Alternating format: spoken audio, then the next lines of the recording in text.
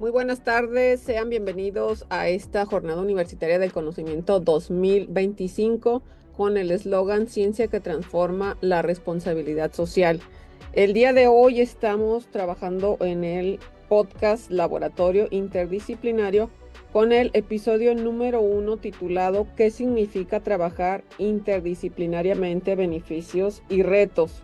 Nos acompaña la doctora Melissa Edith Salazar Echegaray, especialista en Ciencias Sociales y Comunicación, la doctora Julieta Elizabeth Salazar Echegaray, especialista en Ciencias Económico-Administrativas, y su servidora, la doctora Teresa Irina Salazar Echegaray, especialista en Ciencias Económico-Administrativas.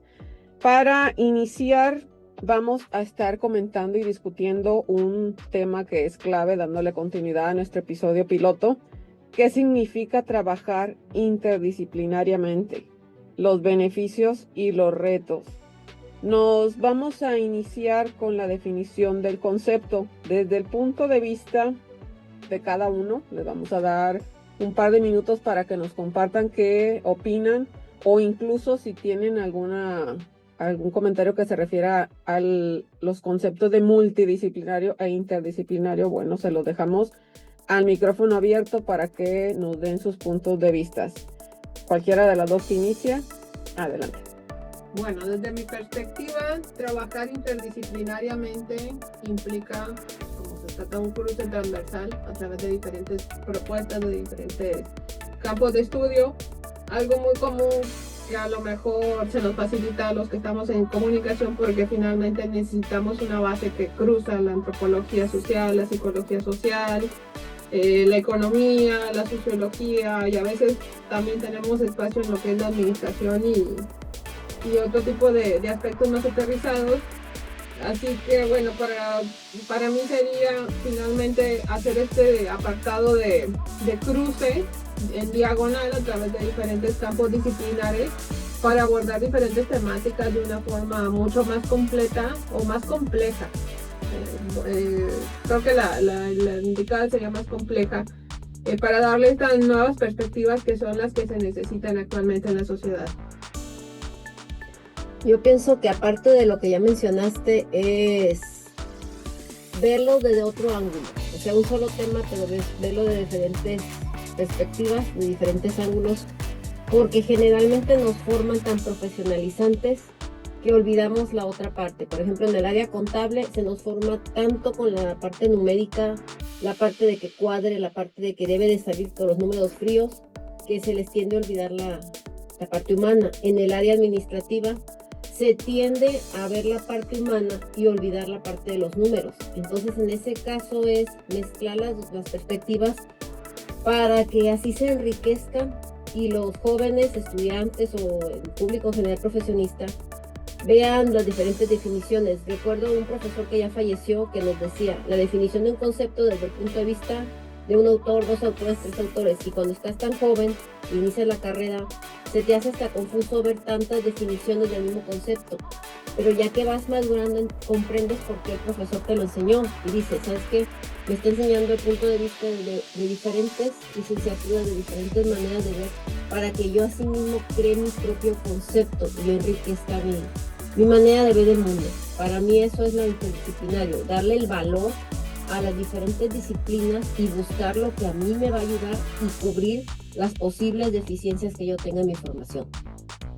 Y me gustaría agregar para complementar lo que nos dicen ustedes, doctoras, que nos sirve para generar soluciones sostenibles, innovadoras y que incluso sean éticamente responsables, sobre todo ahorita que estamos en estos cambios en el entorno global, que sabemos que hoy hay una cosa, mañana hay otra y no se para, no se detiene, y al final estamos frente al grupo y debemos de darles algo a estos jóvenes que vienen a acudir con nosotros.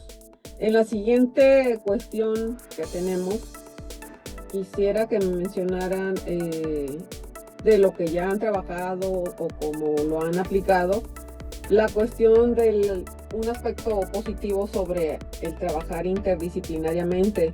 ¿Qué ventajas han encontrado al trabajar junto con otras disciplinas? Pues en lo personal, al trabajar con otras disciplinas, ha sido disciplina, ha sido un gran apoyo, esa manera en la que te ayudan a ampliar el horizonte de lo que a veces uno solo ve de una perspectiva muy disminuida, muy chica.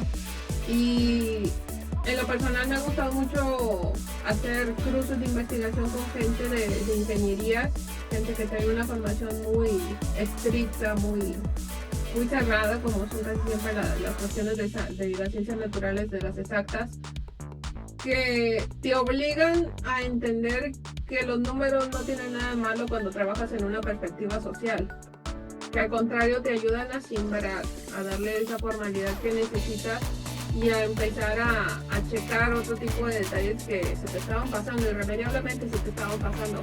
Entonces ha sido un gran apoyo, con toda honestidad, trabajar con perspectivas de ingenierías electrónicas, con que me den miradas de gente de finanzas, de gente de contabilidad, que te ayuda a simplificar lo que a veces en el mundo del área de las ciencias sociales es demasiado confuso o cae en lo difuso, y con los números honestamente todo se vuelve más, no simple, pero sí más fácil de centrar.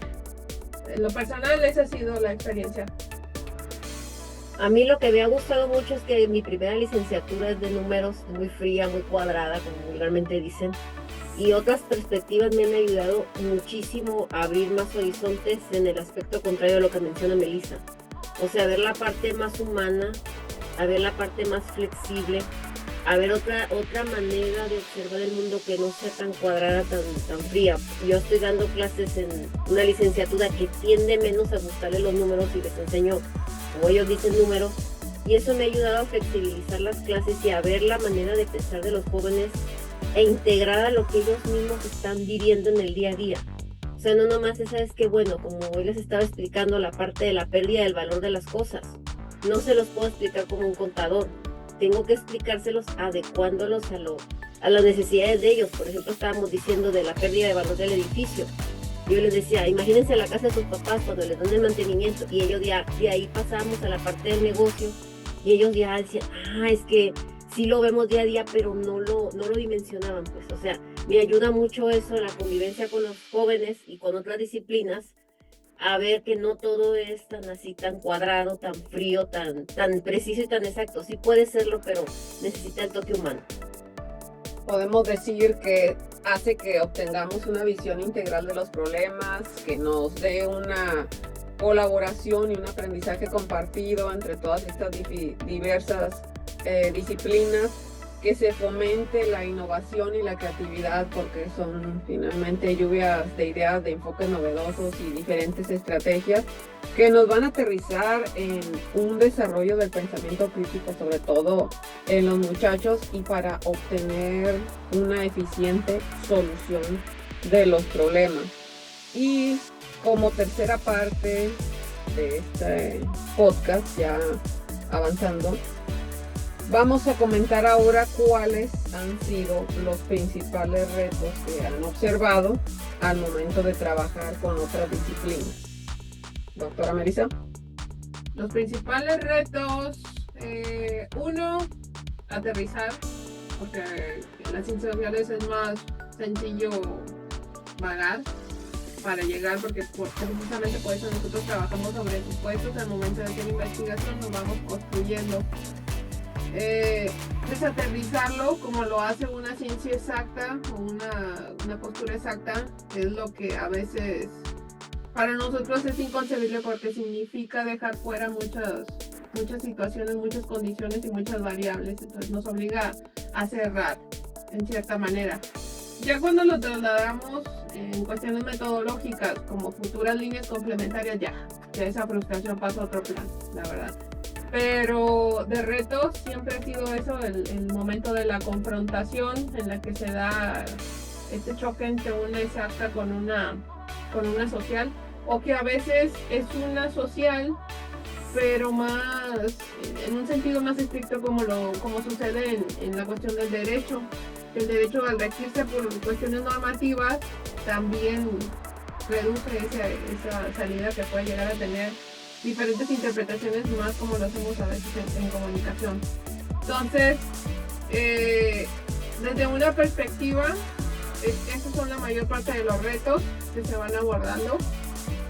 Lo personal creo que sería abandonar los paradigmas, enfrentar los paradigmas a los que uno también queda reducido y los estereotipos, básicamente.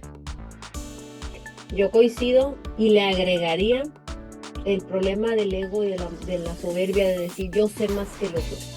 O sea, eso es lo que más me he enfrentado. Es decir, yo tengo más experiencia que tú en mi área, yo sé más que tú, mi ciencia es mejor que la tuya. Ese tipo de conflictos son los que yo ahí sí veo un reto en el cambiarle la manera de pensar a las personas, porque sí me he encontrado con cada personita que a veces uno se queda y dices, pues estás bien equivocado, piensas, no se lo dices, lo piensas y no quiere reconocer que está haciendo mal, no quiere reconocer que otra persona puede darle una salida a la problemática o que le puede aportar algo. Por eso se dice mucho que las ciencias económico-administrativas, en especial los contables, son cuadrados, porque tienen una manera de ver el mundo y no los vas a sacar de ahí, y es muy, pero muy complicado. En esa cuestión sí veo que es un gran reto, que cambien de perspectiva, y entre más años tienen los contadores, en especial más que los administradores, se hace más esa soberbia, ese egocentrismo, que a veces es bastante complicado trabajar con ellos, la nueva realidad.